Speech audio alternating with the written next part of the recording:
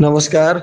देवरिया की आवाज रेडियो केसरी से प्रस्तुत है स्थानीय हालचाल। पहले मुख्य हालचाल।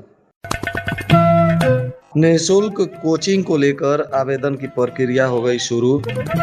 2 लोगों का तुरंत डीएम ने बनवाया राशन कार्ड। जिलाधिकारी ने आज कई विभागों के कार्यों की भी की समीक्षा।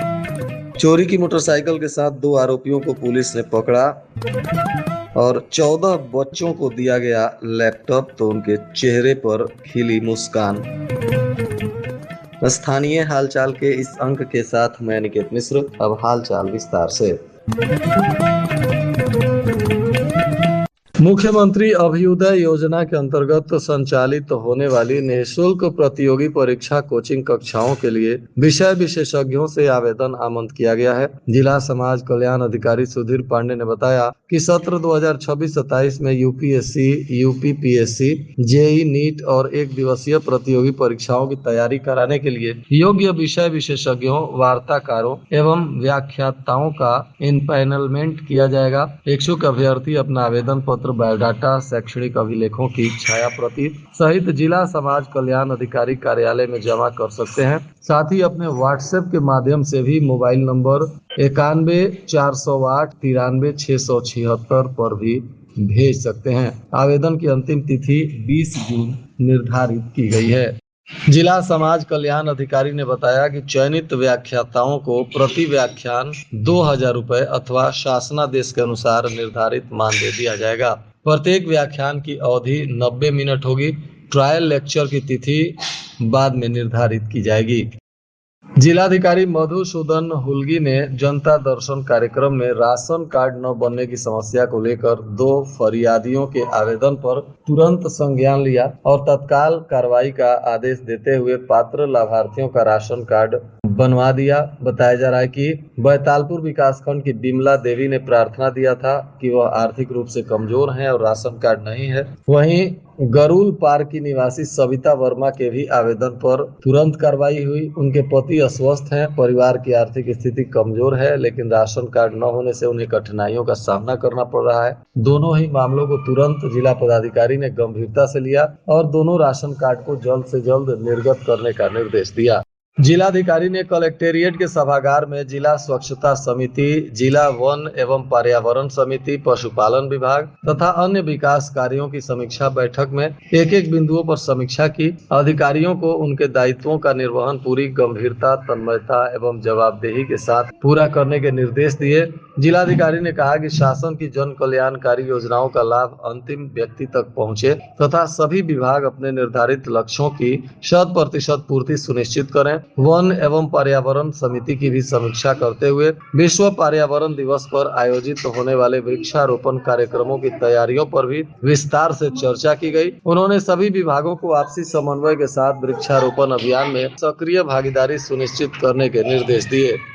महुआडीह थाना की पुलिस ने रात्रि में गश्ती के दौरान संदिग्ध वाहनों की जांच करते समय चोरी की एक मोटरसाइकिल को पकड़ा है। बताया जा रहा है कि इस पर फर्जी नंबर प्लेट लगाकर मोटरसाइकिल का इस्तेमाल किया जा रहा था। इस मामले में 2 आरोपियों की गिरफ्तारी हुई है, जिसमें एक आरोपी अविनाश गोड़ पुत्र राम बली गोड़, यह जंगल बेलवा थाना महुआडीह का रहने वाला है। इसकी उम्र 22 वर्ष बताई जा रही है। दूसरा रंकेश चौहान पुत्र अशोक चौहान, यह अभी महुआडीह थाना क्षेत्र के बिशुनपुर मुरार का रहने वाला है। इसकी उम्र 20 वर्ष बताई जा रही है। दोनों को गिरफ्तार कर मोटरसाइकिल को जब्त किया गया है और इस पर अब आगे की विधिक कार्रवाई की जा रही है। बताया जा रहा है कि आरोपियों की निशानदेही पर पुलिस ने 3 और मोटरसाइकिल को भी जब्त किया है और उसकी भी जांच पड़ताल की जा रही है। जिला विधिक सेवा प्राधिकरण की सचिव एवं एडीजे प्रथम के नेतृत्व में नवनियुक्त अधिवक्ताओं के दल ने वन स्टॉप सेंटर का निरीक्षण किया। इसका उद्देश्य अधिवक्ताओं को वन स्टॉप सेंटर की कार्य प्रणाली, महिलाओं एवं बालिकाओं को प्रदान की जाने वाली सुविधाओं तथा परामर्श एवं पुनर्वास से संबंधित सेवाओं से अवगत कराना था। इस दौरान वन स्टॉप सेंटर की मनोवैज्ञानिक परामर्शदाता मीनू जायसवाल ने बताया कि केंद्र पर घरेलू हिंसा, उत्पीड़न एवं अन्य समस्याओं से पीड़ित महिलाओं और बालिकाओं की काउंसलिंग की जाती है। उन्हें परिवार से पुनः जोड़ने, शिक्षा एवं रोजगार से जोड़ने तथा आत्मनिर्भर बनाने के लिए भी विभिन्न प्रयास किए जाते हैं। मुख्यमंत्री बाल सेवा योजना के अंतर्गत आच्छादित बच्चों को डिजिटल शिक्षा से जोड़ने के उद्देश्य से विकास भवन स्थित गांधी सभागार में लैपटॉप का वितरण किया गया। कार्यक्रम की अध्यक्षता मुख्य विकास अधिकारी राजेश कुमार सिंह ने की। इस दौरान लाभान्वित 14 बच्चों को लैपटॉप वितरित किए गए जो कक्षा 9 अथवा उससे ऊपर की कक्षाओं में अध्ययनरत हैं। मुख्य विकास अधिकारी ने बच्चों को शुभकामनाएं देते हुए कहा कि डिजिटल संसाधनों का उपयोग कर वे अपनी शिक्षा को और बेहतर बना सकते हैं तथा अपने उज्जवल भविष्य का निर्माण कर सकते हैं। जिला प्रोबेशन विभाग द्वारा बताया गया कि जनपद में मुख्यमंत्री बाल सेवा योजना कोविड के अंतर्गत जिन बच्चों के माता पिता का देहांत हो गया था ऐसे बच्चों को इस योजना का लाभ दिया जाता है। जनपद में इसके अंतर्गत कुल 439 बच्चे आच्छादित हैं जिन्हें शासन की विभिन्न कल्याणकारी योजनाओं का लाभ प्रदान किया जा रहा है। प्रशिक्षित स्नातक शिक्षक भर्ती परीक्षा के द्वितीय पाली के दौरान मुख्य राजस्व अधिकारी वीके सिंह एवं अपर जिलाधिकारी रामा शंकर ने विभिन्न परीक्षा केंद्रों का निरीक्षण किया, व्यवस्थाओं का जायजा लिया गया। इस दौरान परीक्षा की शुचिता, पारदर्शिता एवं सुरक्षा व्यवस्था का निरीक्षण करते हुए ड्यूटी में लगे अधिकारियों और कर्मचारियों को उनके दायित्वों का निर्वहन पूरी निष्ठा और जिम्मेदारी के साथ करने के निर्देश दिए गए। टीजीटी की लिखित परीक्षा प्रथम पाली में सुबह 9:30 बजे से 11:30 बजे तक हुई, तो वहीं द्वितीय पाली में 2:30 से 4:30 बजे तक आयोजित की गई थी। उत्तर प्रदेश एसटीएफ और नारकोटिक्स कंट्रोल ब्यूरो ने संयुक्त कार्रवाई करते हुए अंतरराज्यीय गांजा तस्करी गिरोह का पर्दाफाश किया। टीम ने 4.3 क्विंटल गांजा को बरामद करते हुए 4 तस्करों को गिरफ्तार किया है। गांजे की अंतर्राष्ट्रीय बाजार में अनुमानित कीमत करीब 1.20 करोड़ रुपए बताई जा रही है। एसटीएफ को काफी समय से पूर्वोत्तर राज्यों से पूर्वांचल के विभिन्न जिलों में मादक पदार्थों के तस्करी की सूचना मिल रही थी और इसी सूचना को लेकर पुलिस ने कार्रवाई की है। इस मामले में पुलिस ने मध्य प्रदेश के सतना निवासी आशीष पांडे और संदीप कोल के अलावा देवरिया के रितेश जायसवाल तथा आदर्श जायसवाल को गांजा की तस्करी में गिरफ्तार किया है। आरोपियों के कब्जे से आधा दर्जन मोबाइल फोन, नगदी, इलेक्ट्रॉनिक्स तराजू, पहचान पत्र, वाहन और अन्य सामान भी जब्त किए गए हैं। बताया जा रहा है कि सीआरपीएफ का नाम लिखकर ये लोग गांजा की तस्करी करते थे। आरोपी रितेश जायसवाल ने बताया कि उसका संपर्क असम के मीसामारी निवासी टिंकू मंसूर से था और उसी के माध्यम से गांजे की खेप मंगाई जाती थी। तस्करों ने सीआरपीएफ जवानों के नाम और पते फर्जी तरीके से कागजों पर लिखकर लोहे के बक्सों पर चिपका दिए थे। वाहन के शीशे पर भी अंग्रेजी में सीआरपीएफ लिख रखा था ताकि रास्ते में पुलिस या अन्य एजेंसियों की जांच से बचा जा सके। अब पुलिस ने इन्हें गिरफ्तार कर इनके बैकवर्ड और फॉरवर्ड लिंकेज को भी खंगालना शुरू किया है ताकि पूरे रैकेट का पर्दाफाश कर इसमें शामिल सभी आरोपियों पर कार्रवाई की जा सके। भाटपारानी क्षेत्र के चखनी घाट पर खनुआ नदी पर बन रहे 16 करोड़ रुपए के लागत वाले निर्माणाधीन पुल का हिस्सा क्षतिग्रस्त हो गया। पुल के पिलर और स्लैब में कई फीट लंबी दरारें पड़ने के बाद कंक्रीट का हिस्सा टूटकर नीचे गिर गया। हादसे में कोई जनहानि तो नहीं हुई, लेकिन निर्माण की गुणवत्ता पर गंभीर सवाल जरूर खड़े हो गए। बताया जा रहा है कि अचानक तेज आवाज हुई और पुल के ऊपरी हिस्से में दरारें दिखने लगी।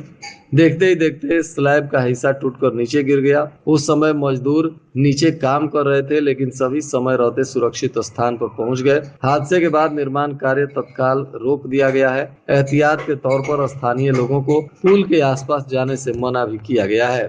कृषि विभाग खरीफ की तैयारियों में जुट गया है। किसानों में वितरण को लेकर उर्वरक का पर्याप्त स्टॉक उपलब्ध है। खरीफ में धान, मक्का और दलहनी तिलहनी फसलों की बुआई की जाएगी। किसानों को प्रति हेक्टेयर 7 बोरी यूरिया और 5 बोरी फास्फोरिक खाद भी दी जाएगी। विकास खंडों के राजकीय बीज भंडारों से अनुदानित दर पर यह बीज मिलेगा। मई महीने में कई बार बारिश होने के बाद किसान खरीफ फसलों की बुआई की तैयारी में अब लग गए हैं। वह खेतों की बुआई कर फसल लगाने को लेकर खेतों की तैयारी कर रहे हैं। इधर कृषि विभाग भी खरीफ में किसानों को उर्वरक और बीज उपलब्ध कराने की दिशा में लगातार काम कर रहा है। जनपद में होटल और रेस्टोरेंट संचालित किए जा रहे हैं, लेकिन अधिकांश जगह मानकों की अनदेखी की जा रही है। बिना एनओसी के शहर से लेकर कस्बों, उपनगरों में भी धड़ल्ले से बेरोक टोक के होटल और रेस्टोरेंट संचालित किए जा रहे हैं। हालांकि फायर एनओसी सुरक्षा को देखते हुए आवश्यक होता है, जिन्हें बैंक से फाइनेंस कराने की भी जरूरत होती है। उन्हें मजबूरी में फायर एनओसी भी लेना पड़ता है, जबकि अन्य इस नियमों को नजरअंदाज करते हैं। इसके वजह से यहाँ भी हादसा हो सकता है। दिल्ली में हुई घटना को देखते हुए ठोस पहल करने की जरूरत है, जिससे सुरक्षा के इंतजाम सुनिश्चित हो सकें।